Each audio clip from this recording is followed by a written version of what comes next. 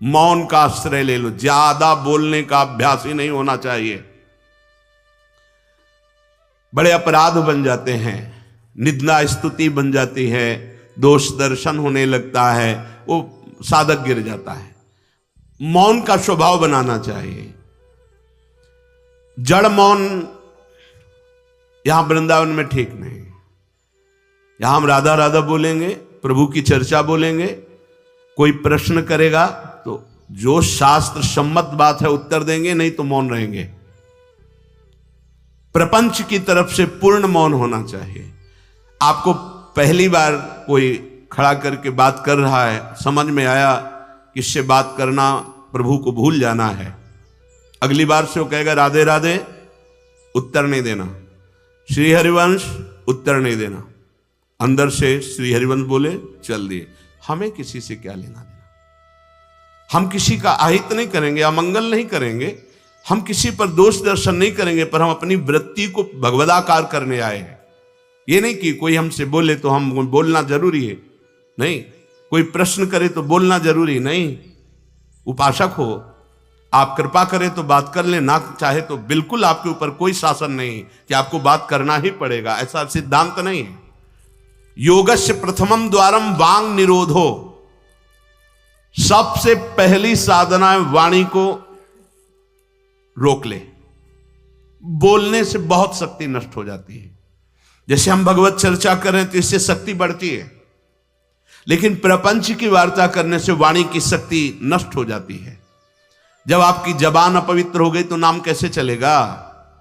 जब वाणी अपवित्र है तो आपके अंदर शास्त्री कैसे शब्दों का भाव आ पाएगा? नहीं आ पाएगा। महावाक्यार्थस्य विचार्यताम, आप नहीं विचार करने की क्षमता वाले रहेंगे। यदि आपने व्यर्थ की बातें शुरू कर दी, अश्लील भाषण बोलते, गंदी भाषा बोलते हैं, तो आप में कभी विचार शक्ति ही नहीं रह जाएगी कि आप शास्त्रों के, संतों के वाक्यों का मनन करने की सामर्थ्य रखें। खो देंगे सामर्थ्य। बहुत अमृतमय वचन निकलते हैं मौन वाणी को पावन रखने वालों के, एकदम शहद में डूबे हुए वचन। इसलिए वाणी पर अंकुश कीजिए। जरूरत हो तो बोलिए, नहीं तो मौन। श्री जी का जस गाइए, नाम कीर्तन कीजिए, इसके अलावा मौन रहिए। इन नियम ले लीजिए। जब आए हो भगवत प्राप्ति के लिए तो काहे को बख्शो। इन इंद्रियों को सीधे अनुशासन में लीजिए ना। आपका स्वरूप इंद्रियां थोड़ी है, आप इनके संचालक हैं। आपकी सामर्थ्य से सामर्थ्यवान होकर आपको बांधे हुए हैं, आप इनको बांधिए। बहुत हो गई स्वतंत्रता इन दुष्टों की। माता देहूती जी भगवान कपिल जी से कहती, मैं ऊब गई इन दुष्ट इंद्रियों से भोग भोगते हुए, नाथ अब वो उपाय बताइए जिनसे इन दुष्ट इंद्रियों के कब्जे से मैं बाहर निकलूं। माता देहूती जी, ये बहुत दुष्ट है। ये कुछ मिनट तो लगेगा, बहुत शांत है और भगवत स्वरूप में लगने वाली हैं, और एक क्षण में गिरा के ऐसे नरक में खड़ा कर देंगी जहां पश्चाताप ही होता है, हाथ कुछ नहीं लगता। योगस्य प्रथमम द्वारम वांग निरोधो, फिर अपरिग्रह। पहला द्वार है वाणी पर शासन कीजिए। हम वाणी गायन करेंगे, श्री जी के लीला चरित्र, नाम कीर्तन, इसके अलावा मौन। कई साधकों को यह स्पष्ट आज्ञा करी श्री जी की प्रेरणा से कि आप नहीं बोलोगे, तो उसका पालन करना चाहिए। जब सत्संग में आप सुन रहे हैं कि योगस्य प्रथमम द्वारम, तो आप अपनी वाणी को संयम में रखिए। किसी की मजाक, उपहास, किसी की चुगली, निंदा, ये सब बिल्कुल नहीं। अगर आप ये सब करते रहेंगे तो निरंतर नाम नहीं चलेगा। आप सत्संग का मनन नहीं कर पाएंगे। मनन करके आप अपने आराध्य देव में स्थित नहीं हो पाएंगे। जरूरी है मौन, जरूरी है, पर विचार मौन। ये धाम है, इसलिए हम जड़ मौन की बात नहीं करते, विचार मौन। और वो मौन ही किस काम का जो एक शब्द में हम बात कर लेते हैं, वो 5 मिनट लगाएं। जैसे कोई बात करनी, अब वो कुछ बोला, अब उसमें पूरी एकाग्रता, पूरी शक्ति नहीं, सीधे बोल दे, स्विच ऑफ कर दे, क्या चला गया। जड़ मौन के लिए फिर ना ऊ ना ऊ, कुछ नहीं, ना लिखना, ना पढ़ना, ना कुछ, बिल्कुल बालवत परमहंस स्थिति। कोई प्रश्न नहीं, कोई उत्तर नहीं, एकदम जड़वत, जीते जी मृत, जीवन मुक्त होने के लिए। तो वो ये श्रीधाम वृंदावन है, यहां उचित नहीं, क्योंकि यहां राधा नाम स्वयं हरि रटते हैं, तो हमारी जबान की सार्थकता है, राधा नाम कीर्तन करें, वाणी जी का गायन, इसके अलावा मौन रहे। दूसरा, अपरिग्रह, उतना ही स्वीकार कीजिए जिससे आपकी जीवन यात्रा चलती, इसके बाद नहीं। एक भी वस्तु एक्स्ट्रा आपके पास नहीं होनी चाहिए। क्यों होनी चाहिए? जब रोज का रोज श्री जी दे रही तो तुम्हें एकत्रित करने की जरूरत क्या है? आपको जो दिनचर्या में चाहिए बस उतना ही, इसके आगे नहीं। एक भी कंबल एक्स्ट्रा नहीं रखना होना चाहिए, एक भी वस्त्र नहीं एक्स्ट्रा नहीं होना चाहिए। जो हमारी दिनचर्या में आ रहे हैं कि 2 कॉपिन, 2 मार्किन, बनियान, स्वेटर, 1 कंबल या 2 कंबल, जिससे आपकी दिनचर्या कट रही, बस इसके अलावा आपके पास कुछ नहीं। आपकी जो दिनचर्या है, वो दिनचर्या जो प्रभु दिए हुए हैं शरीर पालन पोषण के लिए, शरीर के लिए उतनी आवश्यक है। अगर सही दिनचर्या करनी तो राइट टाइम पे आपका पहले कंबल हटना चाहिए। समय कंबल फेंक दिया दूर, अब अपनी दिनचर्या में लग जाओ। काहे को शरीर को इतना दुलार करके बबुआ बनाए हुए हो, कान के कंटूप ऐसे बांधे, मुंह में ऐसे बांधे, ऐसे क्या होना है इसको? ये जड़ शरीर है, जितना प्यार करोगे उतना ही परेशान करेगा ये। हाँ, इसको ज्यादा नहीं, आहार दे दिया, संयम नियम से स्नान ध्यान पूजा पाठ, हर समय भगवत चिंतन, ये जड़ है, अभ्यास है। यहां कौन बांधता है कुछ? 12 महीना झेलता है नहीं मस्तक का, ये सब कौन बांधता है? ऐसे अभ्यास, चलो इतने कमजोर अभ्यास के हैं तो जितना उचित वस्त्र उतना पहन लिया। अब ये नहीं कि सोमवार को हरा, मंगल को नीला और बृहस्पति को पीला, और अलग अलग दिन के अलग अलग स्वेटर, अलग अलग दिन के अलग अलग। भैया ये विलासिता नहीं। भगवत प्राप्ति करनी तो एक स्वेटर में 10-5 साल तो कट ही जाएंगे, दूसरा हम क्यों लें? एक जीपर मिल गया, उससे शरीर ढक लिया, 10-5 साल चलेगा, 2-3 महीने पहनने को होता है। हर साल नया तो भाई हमें क्या कार, हमें कहीं जाना है क्या पार्टी में? हमारी यही पार्टी, बाबा जी की पार्टी, भगवत मार्ग के पथिक है। उचित, उचित बिल्कुल नहीं से बहुत, वो इसको दुलार करने का मतलब है अपना पतन करना। सच्ची मान लीजिए, इसका पतन करना। वयोवृद्ध है, रोगी शरीर, वो अलग बात है। थोड़ा तो आनंद लीजिए प्रकृति का वार सहने का। अगर शरीर रुग्ण नहीं है, जवान शरीर हो, ब्रह्मचारी हो, आग है अंदर, सहो हर प्रकृति के वार को, गर्मी सर्दी बरसात भूख प्यास, सच्चिदानंद में स्थित हो जाओ, तुम्हारा बाल बांका भी कोई नहीं कर सकता। अब मार दिन में 50 बार शीशा देखना, अब वो फंसाएगा कि नहीं फंसाएगा? चेहरा फंसाएगा ना। तिलक के सिवा दोबारा शीशा नहीं देखना चाहिए। इस देहाभिमान के राग को काटना कि पुष्ट करना है? जय बार निकले तय बार देख करके हर सेटिंग किसको दिखा रहे हो यार? क्या तुम किसी को लुभायमान करना चाहते हो क्या? हरि को? तुम्हारे इस पार्थिव शरीर पर लुभायमान होने वाले नहीं, और जो लुभायमान होगा तुमको नष्ट कर देगा। तो हमें इसको बिगाड़ के रखना है, इसको सजा के नहीं, भगवत प्रसादी आदि लगाए। हमारा देहाभिमान बार बार हमको गिराने की कोशिश करेगा। ये हम जो हंसी मजाक में भी कह रहे हैं, इसको अच्छे से समझना। ये जो 2 प्रकार की पद्धति रखी गई है कि आप मुंडन करवा के रखिए क्योंकि आपके बालों से शोभा बढ़ेगी, और आप बाल रखा के रखिए क्योंकि आपकी शोभा बिगड़नी चाहिए। रज लगा के रखिए कि आपको ही आपके शरीर में राग न रह जाए। बात यहां ये, यहां किसी के दिखाने के लिए नहीं है, आपके शरीर में आपको राग न रह जाए। आप बार बार साबुन लगाएंगे, तेल लगाएंगे, बार बार शीशा कंघा और अपने चेहरे को सजाएंगे तो देहाभिमान पुष्ट होगा, ये नष्ट करेगा। कुछ नहीं है, बड़ी दुर्गति है, मान लीजिए। इसका अंतिम परिणाम आग में जलना, चाहे जितने चिकने कर लो गाल, चाहे जितने लाल कर लो, मरना है, पक्की बात समझो। तो जीते जी अमरत्व क्यों नहीं प्राप्त करते? अरे ऐसा रूप प्राप्त करो जिसमें गाल लाल ही रहते हैं, लालिमा लगानी नहीं पड़ती। श्री जी की दासी लक्ष्मी कोटि विलक्षण लक्षण लसल लीला किशोरी सतई, करोड़ों लक्ष्मी आश्चर्यचकित हो जाए, ऐसा रूप श्री राधा दासियों का है। गीध देह तज धरि हरि रूपा, गीध ने शरीर त्यागा, हरि रूप होकर धाम जा रहा है। बाहरी लाली लगाने से थोड़ी हरि मिल जाएंगे, बाहरी श्रृंगार से थोड़ी हरि मिल जाएंगे। प्रार्थना मान लीजिए कुछ दिन का है, धोखे में मत फंसिए। ये धोखा है। खेत में रक्षा करने वाले एक धोखा टांगते हैं, पैंट शर्ट टोपी लगा के, वहां कोई नहीं होता, लेकिन पशु धोखे में हो जाते हैं। ये धोखा है। अगर पशुवत बुद्धि रखोगे तो ये धोखा तुम्हें पूरे जीवन, पूरा का पूरा जीवन नष्ट कर देगा। इसी धोखे से निकलने के लिए हमें अवसर मिला है। योगस्य प्रथमम द्वारम वांग निरोधो अपरिग्रह। वाणी से मौन रहिए, जितनी आवश्यकता है उतना वस्त्र लीजिए।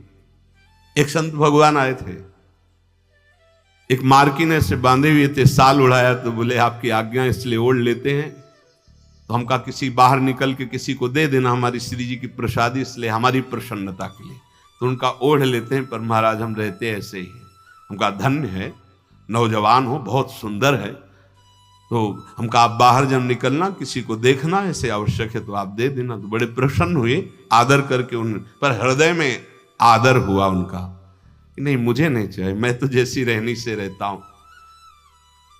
हमने घटिया घाट है एक फर्रुखाबाद फतेहगढ़ की तरफ, वहां रुके हुए थे।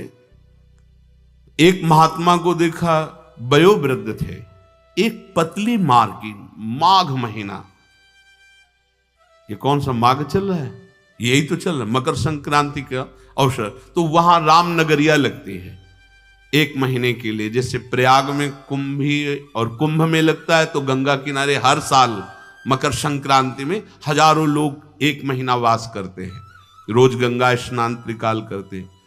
उन महात्मा जी के समीप रात्रि में गए तो शरीर कांप रहा था और मंत्राकार वृत्ति, एक झोपड़ी में बैठे हुए थे। बड़ी लज्जा लगी हमें अपने ऊपर कि हमारा जवान शरीर है, 30-35 वर्ष पहले की बात, और हम 1 मार्किन पहने, 1 मार्किन ओढ़े, ये तो केवल 1 मार्किन पे है, तो हमारा क्या कर्तव्य बनता है, हमको ये भी फेंक देना चाहिए। ये वयोवृद्ध हैं और मौन है। तो उनसे प्रार्थना की कि यहां आश्रम से एक कंबल ले आए, आपका शरीर कांप रहा है। ऐसे मुस्कुरा के कहा नहीं। तो चोट पे चोट लग रही थी कि धिक्कार हमारे जीवन को, ये वयोवृद्ध होकर इतना तितिक्षापूर्ण जीवन, और हम जवान होकर के इसको सह नहीं पा रहे। आप सच्ची मानना, जो तितिक्षापूर्ण है बहुत जल्दी भगवत साक्षात्कार होता है। भगवान आदेश करते तास तितिक्षस्व भारत। आज हम केवल शरीर दुलार में अपने समय को नष्ट करते हैं, शरीर पोषण में। भाई देखो, ये छोटी छोटी बातें आपको देखने में लगती होंगी बड़ी बात है, यही आपको आपके आराध्य देव से विलग किए हुए हैं। महीना भर आप केवल ऐसे आहार करके देखिए कि जिसे तुम्हारा मन कहता अच्छा उसको हटा दीजिए। आज थोड़ा त्याग मत वर्णन कीजिए, आज थोड़ा हमारे उदर में परेशानी है तो हमें केवल आप रोटी और सब्जी दीजिए। महीना भर केवल रोटी सब्जी उचित।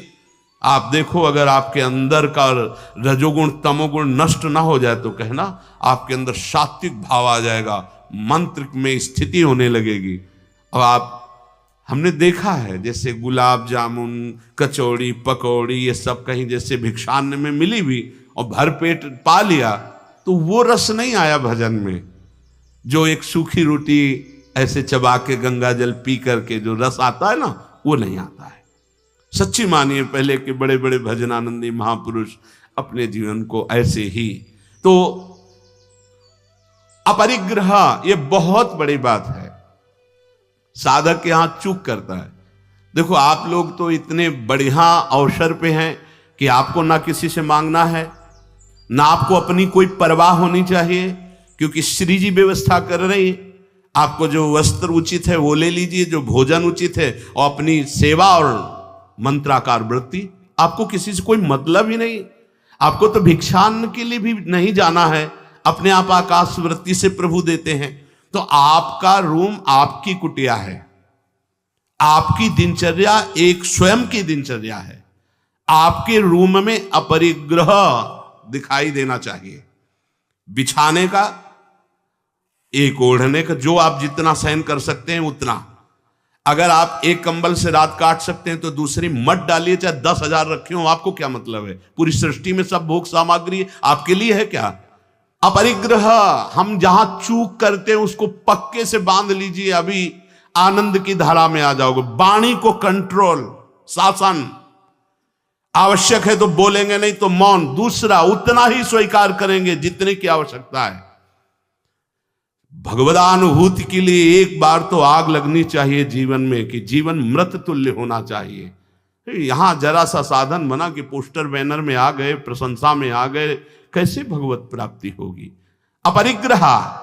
और आगे, निराशा च निरीहा च नित्य में एकांत शीतला।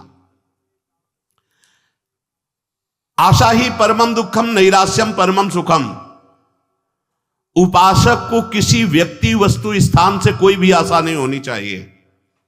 हाथ जोड़ के तुम्हारे कमरे में पहुंचा दिया जाएगा तुम्हें जो आवश्यक है। तुमको आके रजिस्टर में लिखने की जरूरत नहीं, तुम्हें मांगने की जरूरत नहीं है।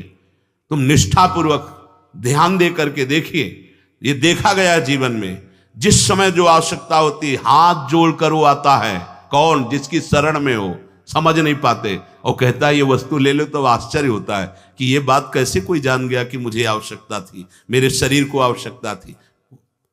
जितनी जो आवश्यकता उतना। इसके बाद आशा ही नहीं, निराशा हमारा परम पद में पहुंचाने वाला मार्ग है। आशा ही परमम दुखम, नैराश्यम परमम सुखम। किसी व्यक्ति से, किसी वस्तु की आशा बिल्कुल नहीं होनी चाहिए। तब लग जोगी जगत गुरु, जब लग रहा है निराश, जब आशा मन में भई जग गुरु जोगी दास। आशा नहीं होनी चाहिए। आशा एक ही बात की होनी चाहिए, कब किशोरी जो मिलेंगी। आशा से दास्यम वृषभानु जाया, तीरे समध्यास जब भानु जाया। कब मैं अपने स्वरूप में स्थित होऊंगा, इसके अलावा कोई आशा नहीं। शरीर की आवश्यकता है। मान लो यहां सुविधा है कि भाई आप यहां से ले लीजिए, तो आप ले लीजिए, नहीं तो किसी से मांगने की जरूरत नहीं। कभी तो ऐसे रहना सीखो ना कि कोई आशा नहीं, कोई इच्छा नहीं, और आप हृदय की बात जानते हो। आप देखना, आपको जो शरीर की जरूरत हो आप देखते रहना, देते रहना। बिल्कुल बिल्कुल वो एक एक कदम पर देखते हैं। जो अव्यवस्थित, तो हमने देखा है एक एक कदम पर व्यवस्था। आपको अपने स्वामी पे विश्वास होना चाहिए, आशा किसी से नहीं। आशा एक राम जी से दूजी आशा छोड़ दे, नाता एक राम जी से दूजो नाता तोड़ दे। यहां संसार आशा में ही तो दुख को प्राप्त हो रहा है। पिंगला वैश्या को भगवान दत्तात्रेय जी ने गुरु माना, क्योंकि उसने आशा का त्याग कर दी। आशा नहीं। अब मैं पुरुषों से आशा करती थी, अब परम पुरुष से आशा करूंगी, अपने आत्मस्वरूप से। आप किसी की जरूरत नहीं, मैं किसी से रमण की आशा नहीं करूंगी, एकमात्र अपने आत्मस्वरूप। उसी समय उसको गुरु मान लिया। पहला, वाणी का मौन, उचित बोलो। दूसरा, सामान उतनी रखो जितनी आवश्यकता हो। तीसरा, किसी से आशा मत रखो। चौथा, निरीह, किसी भी तरह की लोक परलोक की कोई कामना नहीं। बड़ा आनंद। अभी देखो, जीवन मुक्त हो जाओगे। किसी से लोक की कोई आवश्यकता नहीं, लोक वस्तु की, और निरीह, कोई कामना नहीं। कितना हृदय अभी आनंदित हो जाएगा, प्रसन्न हो जाएगा। जैसे पीछे कहा कि अंतर्मुख होकर, निष्काम होकर जो भजन होता है उसमें मन प्रसन्न हो जाता है। उसी अखंड प्रसन्नता में परमात्मा साक्षात्कार होता है। निरीह, कोई इच्छा नहीं। आज क्या पाएंगे, कोई इच्छा ही नहीं आनी चाहिए। कुछ स्पेशल प्रार्थना होती, कुछ स्पेशल तो राधा नाम है, राधा रूप है, वो आप दे सकते हो तो दे दीजिए, नहीं वो तो नहीं, तो फिर और स्पेशल क्या हो सकता है? ये तो सब पार है संसार के। ये साधक, उपासक, चाहे गृहस्थ हो चाहे विरक्त, एक निष्ठा होनी चाहिए, एक निष्ठा। एक नए साधक को हमने देखा कि कपड़ा ऊपर से पड़ा था और गमछा पेट में बंधा था। जब प्रसाद पाने के लिए बैठे, किसी जगह हम रहते थे, वो आए थे मंडली से, हम संतों पर बहुत सूक्ष्म दृष्टि, उनके व्यवहार, उनके आचरण से, क्योंकि सब कुछ सीखने को मिलता है। तो देखा कि खींच के पेट में गमछे से गांठ बंधी थी, जब वो प्रसाद को बैठे, वो पहले नहीं बंधी थी। तो उनके नजदीक गए और कहा, महाराज जी इसका क्या रहस्य, आप गमछा बांधे? बोले साधन में एक उचित आहार चाहिए। तो मुझे पता चल जाता है जहां थोड़ा पाया तो इतने में हम इतनी गमछा नाप का, उसमें 3 गांठ, तो उतना नित्य। बोले कभी ज्यादा आहार नहीं, यद्यपि ये प्रथम साधना के लिए ऐसा है, नहीं तो एक सामने से आहार का निश्चय किया जाता है। इतना आहार, फिर चाहे कितना अमृत हो उसके ऊपर नहीं होना चाहिए। साधु को बार बार नहीं लेना चाहिए। ये जो नहीं पूड़ी पूड़ी, बोले हाँ डालो, खीर हाँ 4 पूड़ी रख दो, इतने सब्जी रख दो, दोबारा आप पूछिएगा किसी से, हमारे से पूछने की जरूरत नहीं। ऐसी दिनचर्या नहीं। गरम गरम भैया, गरम और नरम दोनों से मतलब नहीं। महापुरुषों ने देखो, एक बार उड़िया बाबा प्रसाद पवा रहे थे स्वयं खड़े होके, तो 2 प्रकार की पूड़ी बनवाई थी, एक पतली और पकी हुई, और एक मोटी लंबी कच्ची। पकी हुई नीचे रख दिया और कच्ची वाली ऊपर रख दिया, और आप खड़े हो गए ऐसे। सब नवीन साधक ऐसे पारे, उनमें से 50 नीचे वाली पूड़ी ऊपर करके शुरू किया, और कई साधक ऊपर से शुरू किए। तो जो नीचे वाले तुमसे कहा खड़े हो जाओ, वो तो महापुरुष थे, जाओ ब्याह करो जाके, गर्मा गर्म बहू के हाथ पाना, बाबा जी बनने लायक नहीं हो। ऐसे सीधे डांट लगे, कान पकड़ा, महाराज जी गलती हुई। नहीं, आपने ऊपर वाली को नीचे क्यों किया, नीचे वाली को ऊपर क्यों किया? क्योंकि वो पकी थी ना, तुम्हारी स्वाद पर दृष्टि थी ना, इसलिए स्वाद का पोषण करना है तो घर जाओ। भगवत मार्ग में चलने के लिए स्वाद मिटाना है, केवल भगवत स्वाद लेना है, भगवत आनंद का स्वाद लेना है। कितना कठिन लग रहा होगा? कुछ कठिन नहीं है। जब लक्ष्य बन जाता है भगवत प्राप्ति, तो सब सहज हो जाता है। नहीं खान पान ते भावे है, नहीं कोमल वसन सुहावे है, सब विषय लगे ते खारा है, हरि आशिक का मग न्यारा है। समझो इस बात को। यहां इतना डबल होता जा रहा है शरीर, चर्बी बढ़ती जा रही है, पीछे भी पेट में भी, कि आसन में अगर कहा जाए पद्मासन में 20 मिनट बैठो तो बैठने की हिम्मत नहीं रह गई। तो क्या साधना करोगे? बिल्कुल ये बात होश में रखिए। शरीर को बढ़ावा देना, बिल्कुल अपना नाश करना है। उचित आहार ऐसा कि पाने के बाद तुरंत आसन में 1 घंटे बैठना पड़े तो आपको कोई परेशानी न हो। मान लीजिए आप उदर नहीं हैं, आप प्राण नहीं हैं, आप रसेंद्री नहीं हैं, आप मन नहीं है, उचित आहार दीजिए, रात दिन भजन में लगी, अभी सात्विक भाव आ जाएगा। सात्विक भाव नहीं आ रहा। ईमानदारी से देखिए आप कितना समय मोबाइल में नष्ट करते हैं। जिनके पास मोबाइल है, ईमानदारी से देखिए आप कहीं अंतर्मुख अध्यात्म की वृत्ति से युक्त हो पाएंगे? आप रजोगुणी भोजन करते हैं, आप टच वाला मोबाइल रखते हैं, आप अधिक समय उसमें, भले आप इधर उधर, क्या समय नष्ट कर रहे हो।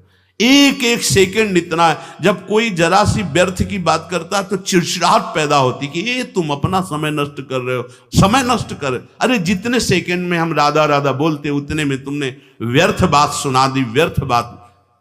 चलो गृहस्थ आश्रम में व्यापार नौकरी आदमी तो उसको बेचारे को व्यवस्था है, लेकिन आप भगवत मार्ग के पथी गए। आपका बिल्कुल एक एक मिनट बड़ा कीमती है। एक एक मिनट जगत मंगल के लिए है। हम 1 मिनट में 10 बार 20 बार नाम लेंगे और वो नाम जगत को देंगे कि जगत का मंगल हो, तो हमारी साधुता सुरक्षित हो गई। निरीह इच्छा रहित और नित्य में एकांतशीलता, नित्य एकांत में शांत भाव से, शीतल भाव से। एकांत बहुत खतरनाक है नवीन उपासक के लिए, यह अनुभव की बात है। जहां आप अपने कमरे में जाएं तो समाज से ज्यादा सावधान हो जाएं। पक्की बात कह रहा हूं।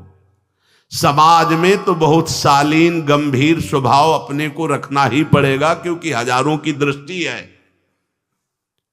एकांत में किसी की दृष्टि नहीं है, उसकी दृष्टि है जिसके लिए आप बाबा जी बने हो या जिसके लिए आप भगत बने हो।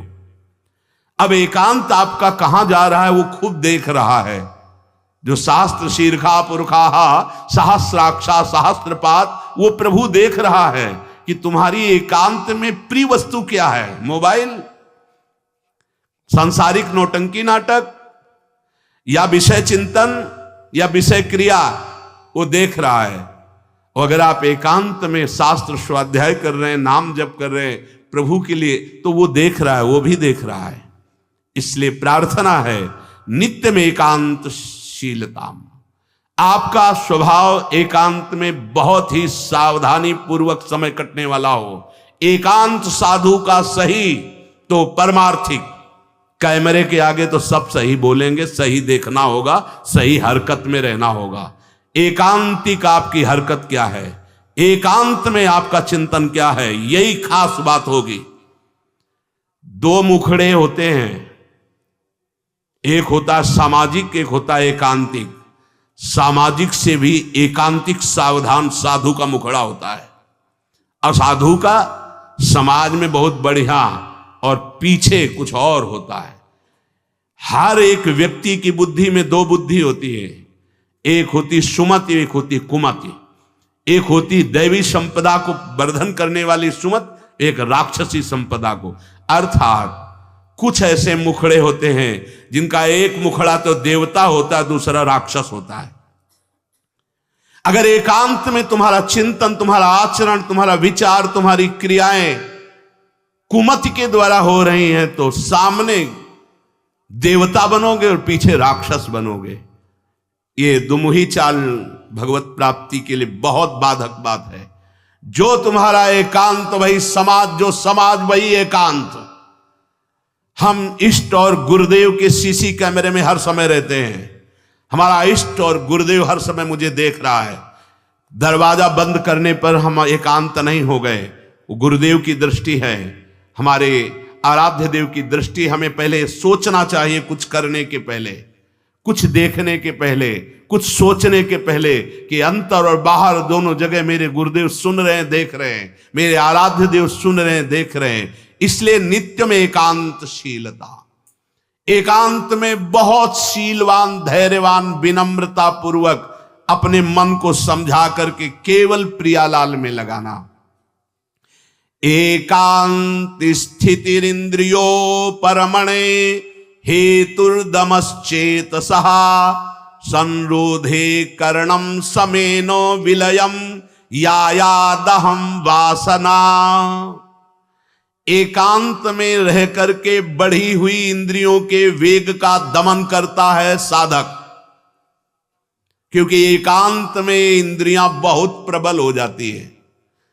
मन, इंद्रियां, खास जिस समय आप शयन करने जाते हैं उस समय बहुत सावधान।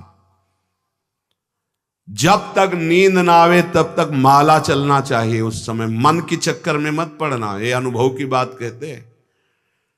जब तक आपको नींद ना आवे तब तक बैठ जाइए, माला चलाना शुरू कर दीजिए। शयन के समय खास, जिस समय आप अपने कक्ष में गए शयन करने, मोबाइल हो तो सबसे पहले कमरा बंद करने के पहले स्विच ऑफ करो, उसको बंद करो मोबाइल को। प्रार्थना मान लेना।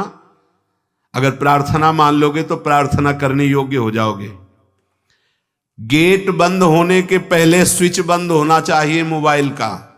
अब अपने कमरे में शयन के लिए गए हैं तो माला हाथ में लेकर बैठ जाओ। जब नींद आने लगे तो और धन्यवाद है कि माला छाती से लगा हुआ सो गए, धन्यवाद। अगर ऐसा नहीं है तो नींद आ गई है तो माला विराजमान किया, बिल्कुल नींद में जा रहे हैं, अब चले गए। थोड़ा भी समय इसको मनन करने का मत दीजिए उस समय, नहीं तो ये दिन भर साधन में लगाया गया है, उस समय कोई असाधन सोचवा देगा या करवा देगा। बहुत ये पॉइंट की बात है, समझ लेना। ये देखा गया है हृदय में, उसी बात को कहा गया जब साधन काल में देखा गया है, हृदय में देखा गया कि फिर मन उस समय मतवाला होता है कि अब तो पूरे दिन हम साधन ही तो की, तो 5 मिनट की मुझे छूट दे दो। लेकिन नहीं, उस समय कठोरता पूर्वक इसको साधन में, और जब नींद आ गई तो शयन करो, जब उठे तो फिर वैसी दिनचर्या प्रारंभ कर दी। तब मन भगवदाकार एकांत स्थिर इंद्रियो परमणे हेतुर्दमश्चेतसः। एकांत में साधक अपनी इंद्रियों का दमन करे, बढ़ावा ना दे। देखो क्या साधन है। पहले दर्शन होते थे, संत भगत भागवत जन, अब भी कुछ महापुरुष भी होंगे, यहां ठाकुर जी की छवि या गुरु जी की छवि, यहां से स्मार्ट मोबाइल लगा रहता है छाती में, स्मार्ट मोबाइल। ये भैया ठीक है, व्यवहार काल के लिए यदि तुम्हारी कोई आवश्यकता हो, तुम बहुत व्यवहार में, तो हम नहीं। अच्छा बताओ आपको क्या जरूरत है? राष्ट्रपति से बात करनी है क्या आपको? किस विधान में आपको कपड़ा बेचना है, अनाज बेचना है? आपको काम क्या है? किससे बात करनी है आपको? जिनकी विशेष व्यवहारिक कोई सेवा गुरुजनों से मिली, वो तो बात उतनी ही केवल जितनी मिली है। नहीं, आप बताओ, हम भगवत प्राप्ति के मार्ग के साधकों के लिए मोबाइल भगवान की क्या आवश्यकता है? कितनी आवश्यकता है? क्यों आवश्यकता है? जैसे सिलेंडर आदि लाना है या कुछ भाई और कोई सर, तो रख लो, हम कह रहे हैं वो छोटा वाला रख लो, उससे अपना काम। ये बहुत अंदर की बात कहते हैं, क्योंकि इसमें आप स्वतंत्र कुछ भी देख सकते हैं, कुछ भी आप पढ़ सकते हैं, कुछ भी। बहुत ऐसे लाइनें में होते हैं वो सब, बस उसमें क्लिक करो, क्लिक है तो कहते हैं हाँ वो वीडियो आ जाएगा। वो वीडियो आ जाएगा तो तुम्हारा अंदर का वीडियो गायब हो जाएगा, परमार्थ वाला। एकांत स्थिर इंद्रियों पर हेतुर्दमश्चेतसः, दमन कर दो इंद्रियों का। ये कहां सीखोगे, कब सीखोगे, किस देश में सीखोगे, यदि धाम में रहकर इंद्रियों का दमन करना ना आया? इंद्रियों का दमन कर दो। इंद्रिय दमन होने से चित्त का स्वयं निरोध हो जाता है, और चित्त की वासना का नाश होते ही योगी को परमानंद का अनुभव हो जाता है। यह है खेल। इंद्रियों का दमन हुआ, मन और चित्त एक ही बात है। चित्त का निर्वासनिक होना, ब्रह्मानंद का स्फुरित हो जाना, भगवदानंद का स्फुरित हो जाना, और फिर स्फुरित होकर अविचल भाव में स्थित हो जाना। यही जीवन मुक्त अवस्था मुनि की होती है, महात्मा की होती है। साधक सिद्ध अवस्था को प्राप्त हो जाता है। इसलिए जो सत्संग में सुना उसका मनन किया जाए, उसको जीवन में धारण किया जाए। देखो बड़े भाग्य से सत्संग ये मिल रहा है जो शास्त्र सम्मत, मन का और आसक्त संसार में हो जाना, मन का भंजन होकर परमात्मा प्राप्ति के लिए चलना, ये तो बहुत ही कठिन। आप सुन रहे हो, हम बड़े कृपा पात्र हैं जो आप सुन रहे हो। आप सुन रहे हो तो हम बड़े कृपा पात्र हैं कि आप ये सत्संग सुन रहे हो। नहीं तो इस सत्संग के सुनने के लिए अपने आप से गा लो, अपने आप से सुन लो, वो तो सुनने को मिलेगा क्योंकि उसमें, लेकिन इसमें सुना है, इसमें नाश नाश नाश, काट काट, हर संबंध, हर विषय, हर मनोरंजन काट, फिर आकर के अपने स्वरूप में स्थित हो गया। हम आपके ऋणी हैं जो आप ये सत्संग सुन रहे हैं, और अगर इस सत्संग को सुनकर मनन करके आप जीवन में धारण कर लेंगे तो सच्ची मानिएगा इसी जन्म में भगवत प्राप्ति हो जाएगी, जो अत्यंत कठिन है। नहीं तो विषय रस बढ़ाने वाला, संसार पे सत्यत्व बुद्धि करने वाला, नाना प्रकार के भोगों की प्राप्ति का उपाय बताने वाला, ये तो बात मिल सकती है, ये प्रवचन मिल सकता है, लेकिन समस्त संशयों को छिन्न भिन्न करके परमात्मा स्थित करने, ये तो जब द्रवहि दीन दयालु राघो तो साधु संगति पाइए। इसलिए लाभ ले लीजिए। ये हम कह रहे हैं इसलिए नहीं, ये बहुत बड़ा संयोग बना है प्रभु का। जैसे आंधी कभी कभी आती है, ऐसे ही हरि की अनुग्रह रूपी आंधी चल गई है। अगर इस आंधी में उड़ गए तो प्रभु के पास पहुंच जाओगे, और नहीं तो आगे कलयुग की आंधी